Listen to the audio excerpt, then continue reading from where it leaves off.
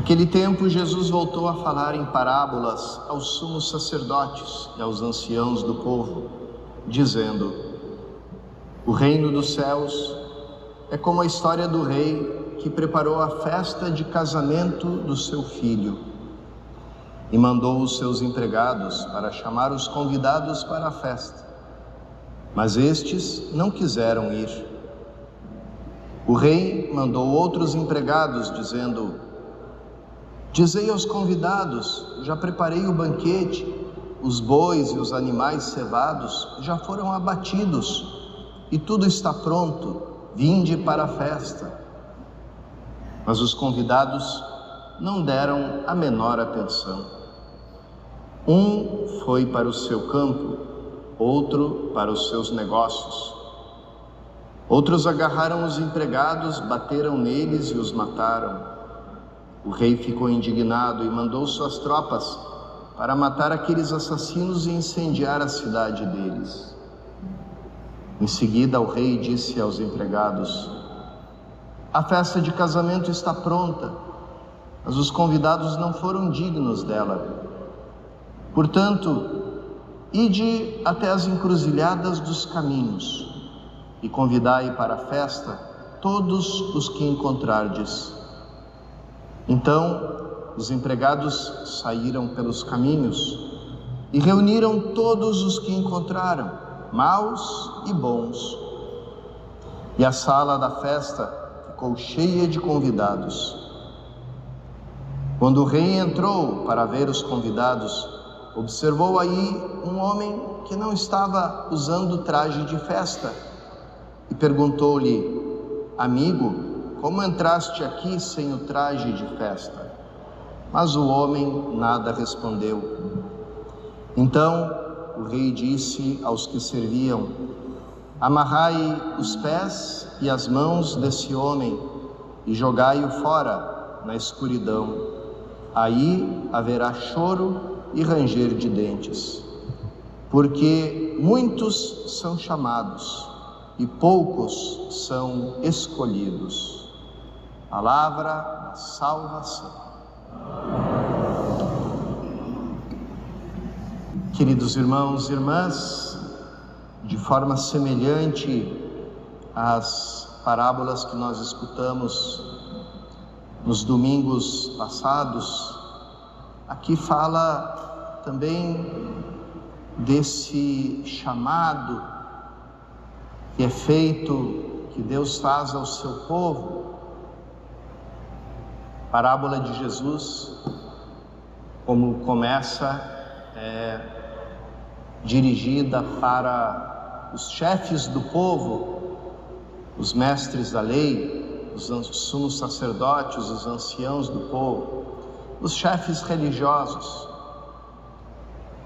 Aqui ele não fala mais, como no domingo passado a gente escutou, o dono de uma vinha que quer ver os frutos e manda os seus servos pedirem os frutos para os vinhateiros, porque aqui Jesus quer dar uma ênfase para uma outra coisa.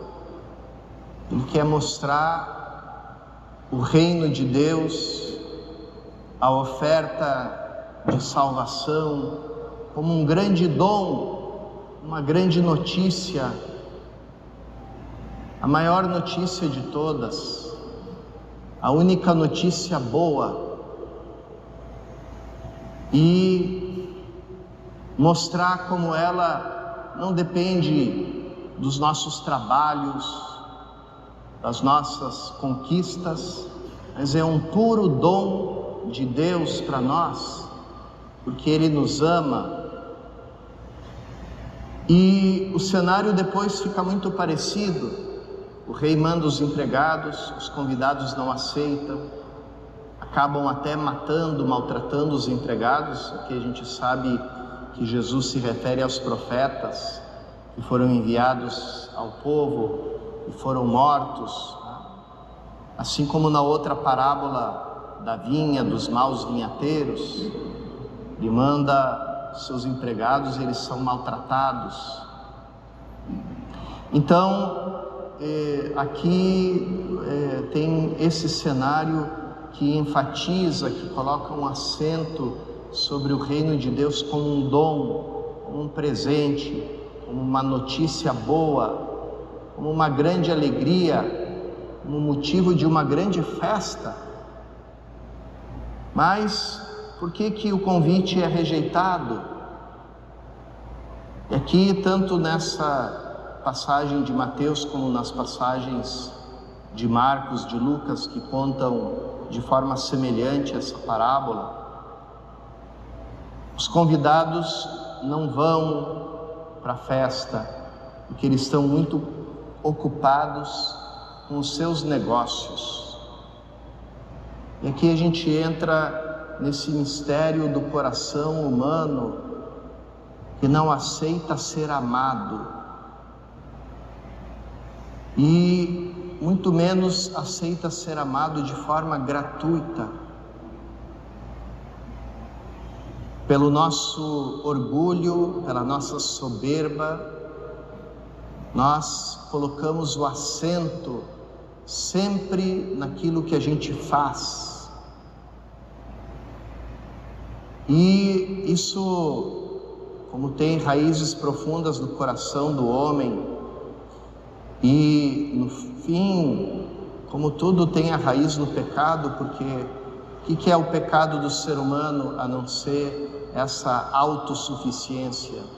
Eu não preciso de Deus, eu me salvo pelas minhas próprias forças. Então, essa mentalidade, ela acaba também invadindo a própria vida cristã.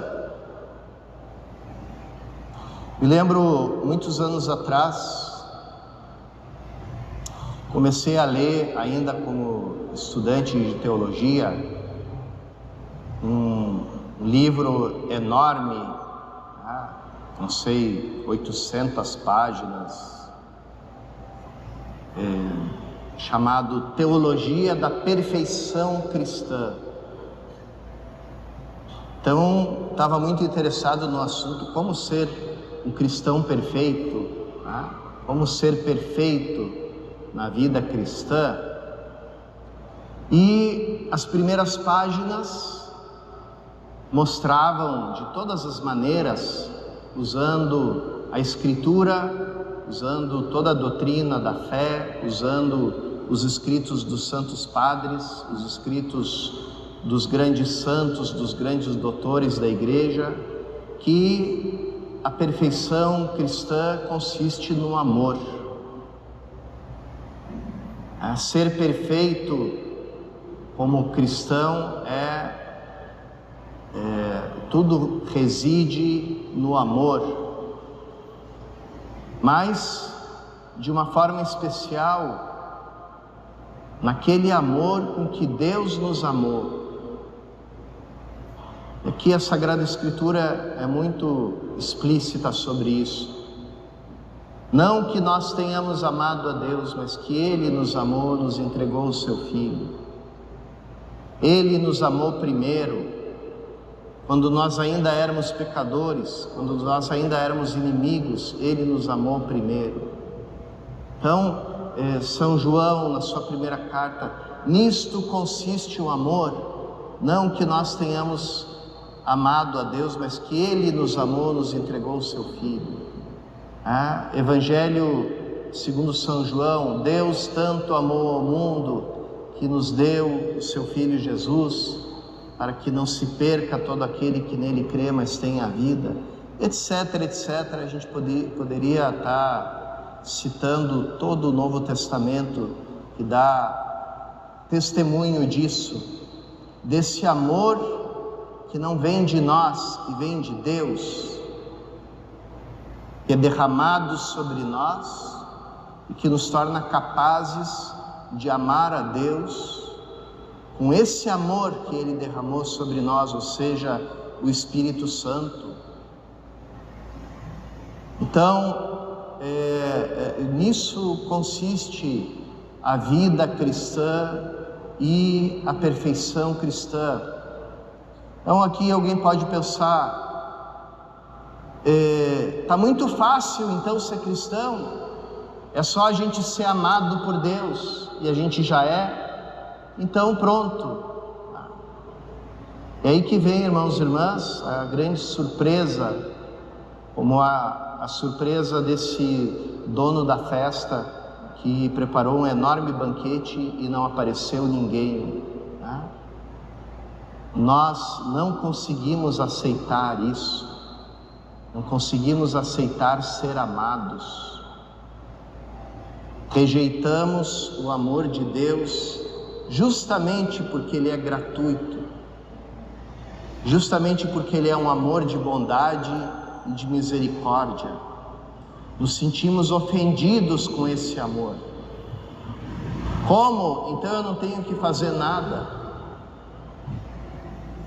E é interessante que esse tratado que eu li, de 800 páginas, nas primeiras páginas ele dizia isso: a perfeição cristã consiste no amor. E ali era para dizer, bom, ok, respondida a pergunta, não preciso ler as outras 750 páginas, né? Já nessas aqui já foi respondido, já foi dado, né, todo o assunto do livro. Tá? Mas aí, depois disso, depois de começar tão bem com essa declaração, o livro se perdia naquelas minúcias acadêmicas. E claro, não é pecado nenhum do autor, porque ele escreveu para um público acadêmico, né? Mas ali a perfeição cristã se diluía naquelas 1000 subdivisões entre as virtudes, entre os diversos aspectos da vida cristã, como alguém que está dissecando um cadáver. Tá? Então, depois de ele mostrar o que é a vida, ele começava uma autópsia de um cadáver. E aí você dizia, aí perdia toda, realmente, literalmente perdia toda a graça, né? O livro, porque ele ficava praticamente só com a obra humana, o que a gente faz, né? Então, aqui depois é tão interessante essa frase que a gente repete muitas vezes de São Paulo, que é colocada às vezes até num contexto de motivação, de autoajuda, né? Tudo posso naquele que me dá forças. A gente entende o tudo posso, a gente entende o aquele que me dá forças, mas a gente não entende aquela pequena letra que muda tudo, a letra N, naquele que me dá forças, ou seja, a minha vida em Cristo, porque é assim que eu posso tudo, quando eu vivo nele e ele vive em mim. E quando é que eu comecei a viver em Cristo e Cristo começou a viver em mim? O dia do meu batismo. Ou seja, que a vida, que a perfeição na vida cristã, ela não se encontra no fim de um longo caminho de esforços, de renúncias, de orações. Ela se encontra lá no início, é o ponto de partida. Hoje nós tivemos a alegria de manhã de batizar 4 crianças, e a gente fez o batismo por imersão. É tão significativo, né? Primeira criança que foi batizada por imersão, a madrinha perguntou para a mãe: você não tem medo da criança ser batizada por imersão? E a mãe disse assim: eu não, se ela morrer vai direto para o céu, né? Então Dentro da brincadeira, eu digo, essa mãe já entendeu tudo, porque sem rezar uma Ave Maria, sem ter feito uma obra de caridade, sem ter feito uma obra boa, a criança vai direto para o céu. Por quê? Porque ela ali, no batismo, recebeu de graça a vida divina nela. E ali começa o eu vivo em Cristo e Cristo vive em mim. Então toda a nossa vida cristã, e é claro que a gente não nega o esforço que deve ser feito, mas é sempre voltar para a origem, para o dom, para o amor que me amou primeiro, para o início de tudo, para a raiz de tudo, que é o dom de Deus. E no que consiste o nosso esforço como cristãos? Consiste a gente se deixar amar por Deus e abandonando a nossa mentalidade de autossuficiência e nos deixar amar por Ele, ou seja, aceitar o convite para a festa. E aqui é impossível,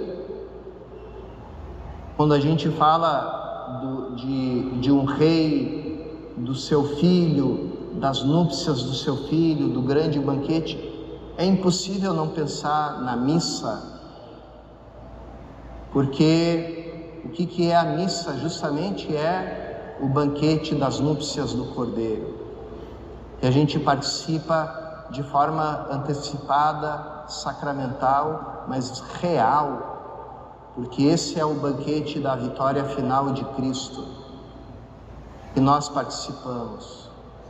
Então, nós somos aqueles felizes convidados para a ceia do Senhor, felizes os convidados para o banquete de núpcias do Cordeiro,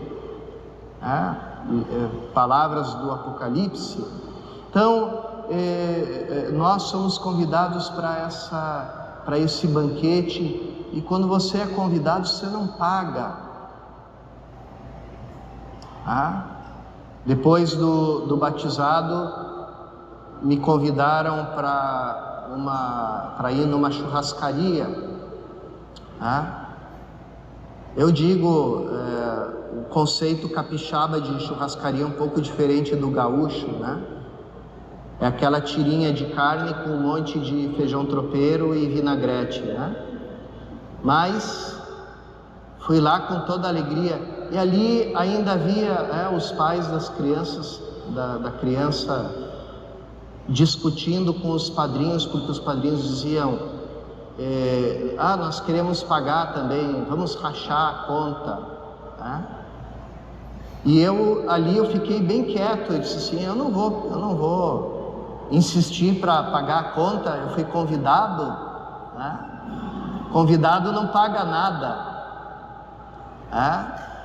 Então, é isso, existe na vida cristã um grande esforço, existe uma grande purificação que precisa ser feita, mas a purificação é justamente essa, é eu me deixar amar, deixar que Deus me ame de forma gratuita, deixar que Deus me ame como Ele quer me amar, e me despir da veste do homem velho com a sua autossuficiência e me revestir das vestes da festa, que também é algo do batismo, né? As crianças hoje entraram na fonte batismal inteiramente nuas e foram depois revestidas com a veste branca, ou seja, com o traje da festa. E o que é esse traje da festa? É isso, deixar que Deus me ame de forma gratuita, deixar que se manifeste na minha vida a sua graça, o seu amor, a sua misericórdia. Isso não me torna um preguiçoso, né? Olhem a vida dos santos. Quem fez mais no mundo e quem fez mais pelo mundo do que os santos. E, no entanto, cada santo é aquele que diz assim: eu não fiz nada, tudo é graça de Deus, tudo Ele fez em mim, tudo naquele. Aquela pequena letra N que muda tudo. Vamos pedir, irmãos e irmãs, nessa Eucaristia, a graça de nos purificarmos cada vez mais, e nos prepararmos, nos revestirmos da veste da festa, da graça de Cristo, para que esse banquete, do qual nós já participamos de forma gratuita e de forma sacramental, nós possamos repeti-lo na plenitude do reino de Deus.